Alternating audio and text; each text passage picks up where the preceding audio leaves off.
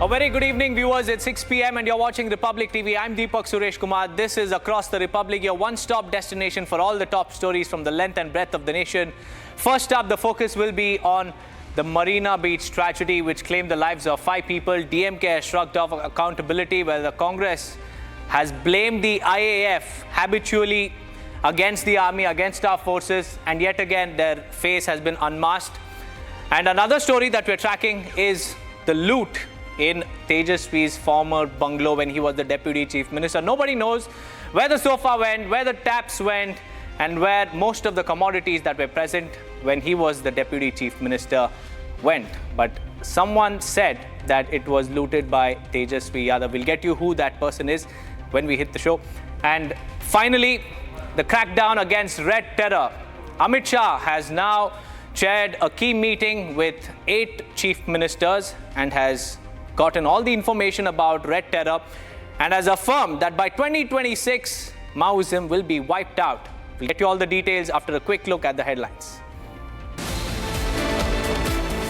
A tragedy. It is actually a state-sponsored murder, a state-sponsored disaster for which the DMK government, chief minister is directly responsible.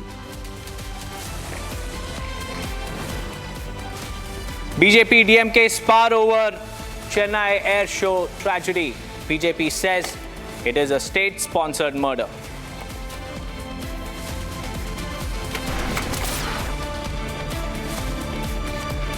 After RSS chief calls for Hindu unity, Owaisi fearmongers.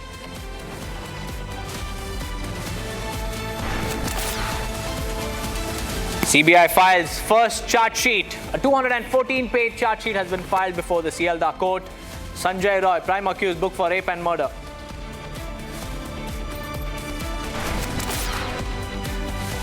After Shivraj Singh Chauhan, now Assam Chief Minister and Jharkhand in charge for the BJP, Himanta Biswa Sarma has said that NRC is their commitment and it will be implemented in Jharkhand very soon.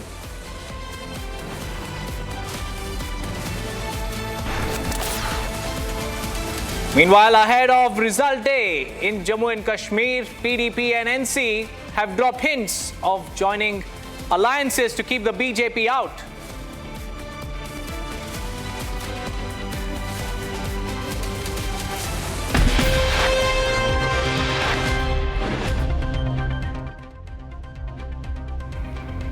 First up, viewers, a massive political furor broke out after a stampede at an air show in Chennai's Marina Beach left 5 people dead.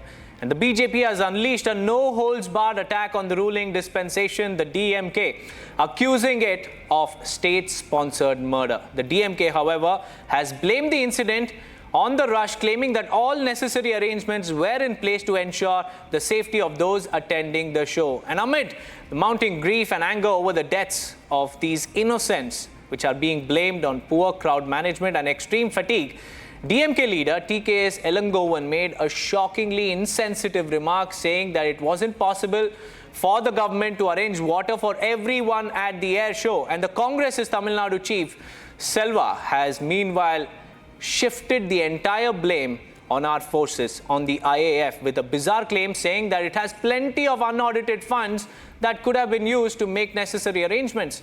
Here's the story. A bitter political war of words broke out after a stampede at a Chennai air show claimed 5 lives. As the kin mourned the dead, the BJP lashed out at the ruling DMK, accusing it of state-sponsored murder. The tragic death of 5 people and more than 200 people being hospitalized in the Chennai air show is not a tragedy. It is actually a state-sponsored murder, a state-sponsored disaster for which the DMK government, the chief minister, is directly responsible. This air show is happening after 21 years at the Marina Beach in Chennai. I mean, the state government should have known that it was going to draw large crowds and they should have been well prepared to handle the situation. The government facilities and the government arrangements was not up to the mark and they mishandled the situation very, very clearly. And the DMK government should and is answerable and accountable to the people of Chennai and Tamil Nadu. The AIADMK also demanded the resignation of Tamil Nadu Health Minister M.A. Subramanian in the wake of the deaths.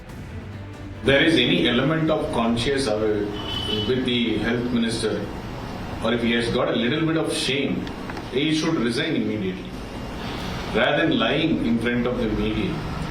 This even clearly exposes not only the mismanagement, misgovernance and lack of planning. This is not the first incident. Last year there was an A.R. Rahman show. Even the Chief Minister's convoy got stuck. This shows how management expertise are there with the DMK. However, the DMK accused the opposition of politicizing the deaths, claiming that all necessary arrangements were in place.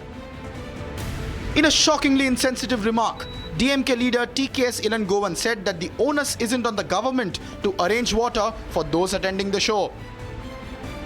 As the opposition accused the government of poor crowd management, the DMK blamed the deaths on the rush and the apparent haste of the attendees to get to home. Sometimes this happens. Beyond the expectations of the government, whatever the government does, even they cannot provide water bottle to everybody. It has not happened during the show. It has happened only when the people were coming out in a rush. Meanwhile, in a shocker, the Congress blamed the Indian Air Force for the deaths, claiming it has plenty of unaudited funds that could have been used to cater to the needs of the attendees. Our Air Force having unaudited fund, unlimited fund, everything. But the responsibility of giving water, why do you put it on the Congress?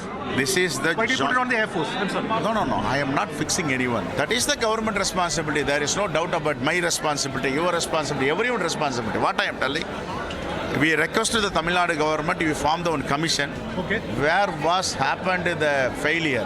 Where was happened the flaw? Where was happened the technical problem or failure? We want to inquire and bring notice to Tamil Nadu people. This is our request to Tamil Nadu government. However, when confronted by your channel, the Congress's Tamil Nadu chief admitted that the government was at fault.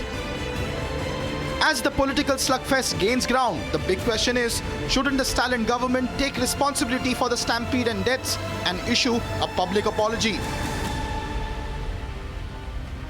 Viewers, what we are about to tell you now is the controversy of the day in Bihar, because politics has intensified over former Deputy Chief Minister Tejasvi Yadav's bungalow.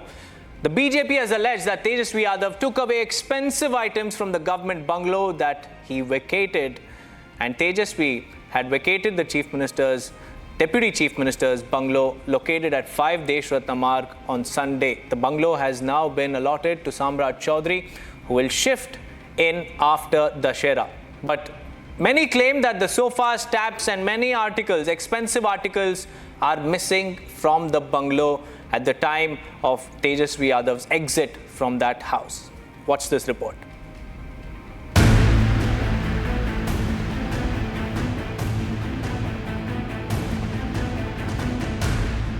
Politics has intensified in Bihar over former Deputy Chief Minister Tejasvi Yadav's bungalow.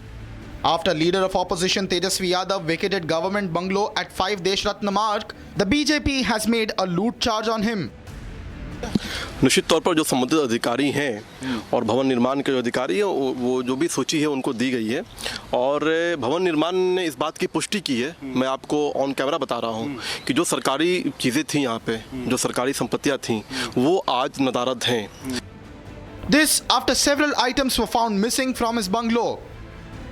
Taps, sofa, plants, air conditioners were found missing. BJP has alleged that house items like the basin, bed, bulbs were allegedly swindled away.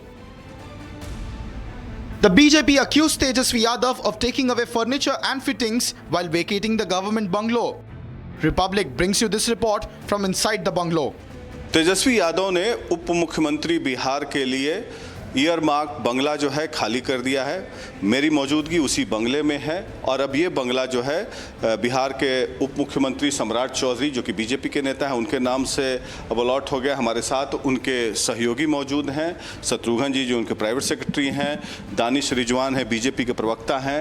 इन लोगों के कुछ आरोप है इस बंगले को लेकर। पिछले बार भी जैसे 2017 में ये बंगला तेजस्वी यादव ने जब खाली किया था, महागठबंधन से नीतीश कुमार अलग हुए थे, तब सुशील मोदी को अलॉट हुआ था। सुशील मोदी उस समय जीवित थे। सुशील मोदी का हमने इसी बंगले में इंटरव्यू किया था। घुमा घुमा कर उन्होंने दिखाया था कि कैसे बंगले से सामान गायब कर दिए गए थे। इस बार सुशील मोदी तो नहीं हैं, हमारे साथ मौजूद हैं सुशील मोदी के ही सहयोगी, अब सम्राट चौधरी के सहयोगी हैं, सुशील मोदी के पूर्व सहयोगी शत्रुघ्न जी हैं।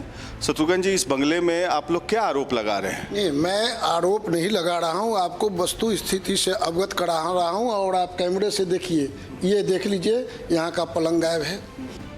As of now, the building's construction department has taken over. A list of all missing items is being prepared.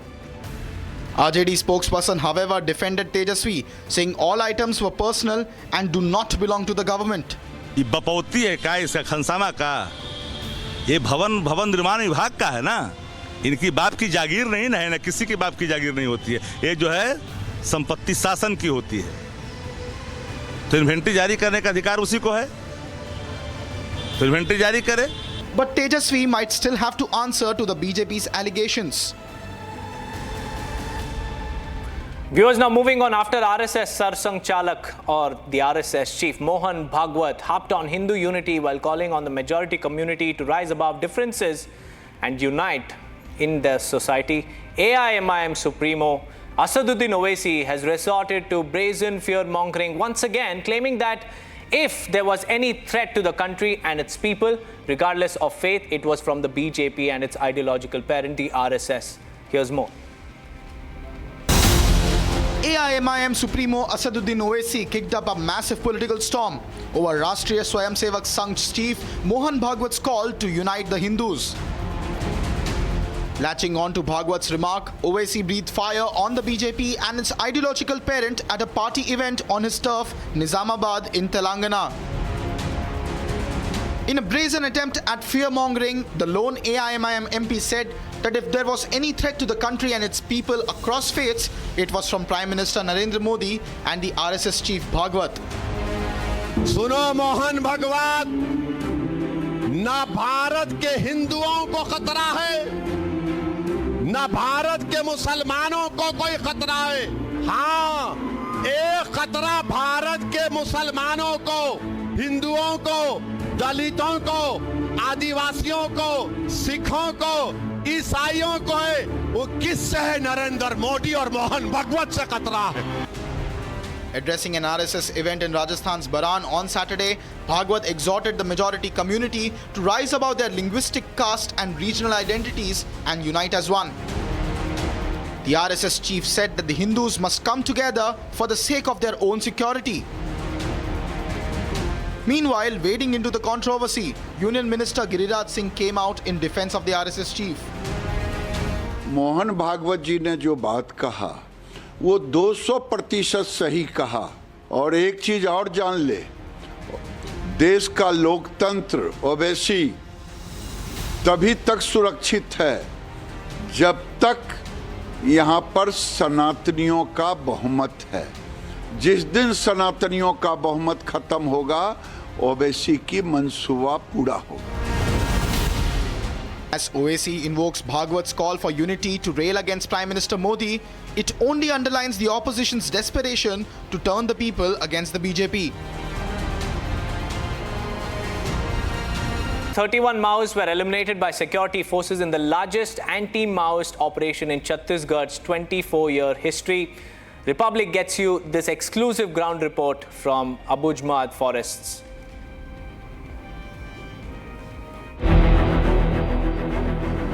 मारे गए नक्सलियों के पास से अत्याधुनिक हथियार मिले और इसकी पुष्टि हम कर रहे हैं ग्राउंड जीरो पर। देखिए, जो जंगल है जहां पर नक्सली मारे गए, वहां पर इस तरह से देसी रॉकेट लॉन्चर, जिसे पुलिस बीजीएल कहती है, ये बीजीएल है जो कि नक्सली कैंप से ही हमें ग्राउंड जीरो पर मिला है। ये 400 मीटर की दूरी पर जाकर इससे ब्लास्ट किया जा सकता है और ये देसी रॉकेट लॉन्चर इसे कहते हैं। और इस तरह से, जैसा कि पुलिस ने अपनी प्रेस में भी खुलासा किया कि LNG, AK-47 तमाम तरह के हथियार, अत्याधुनिक हथियार मिले। और हमने यहाँ पर जो कैंप में भी दिखाया सेल और बाकी सामान। और ये देखिए, कारतूस के अलावा ये BGL इसे कहा जाता है, देसी रॉकेट लॉन्चर, इसे आप समझ सकते हैं। और ये 400 मीटर की दूरी पर जाकर इससे अटैक किया जाता है। इस तरह के हथियार इस जंगल में नक्सलियों के पास थे, जिनको कि वो अपने साथ कैरी कर रहे थे, लेकर एक जगह से दूसरे जगह जाते थे। यहाँ पर बैठक थी जहाँ पर ये सिर्फ एक नमूना है, ऐसे तमाम हथियार पुलिस ने इस स्पॉट से जब्त किए हैं। आप ये यहाँ पर कारतूस देखेंगे, जो ये कारतूस है, कारतूस का जो खोखा होता है फायरिंग के दौरान, एक ये देखिए दूसरा कारतूस। इस तरह हमने जैसे पेड़ों पर आपको दिखाया कि कई जगह स्पॉट बने जब फायरिंग होने के बाद, जहाँ पर खून के स्पॉट भी दिखाए, उसी तरह इस तरह के कारतूस यहाँ पर जगह जगह पर देखे जा सकते हैं। चूँकि जो स्थानीय लोगों से हमने बात की, उनका कहना था कि करीब 5 घंटे यहाँ पर फायरिंग हुई है।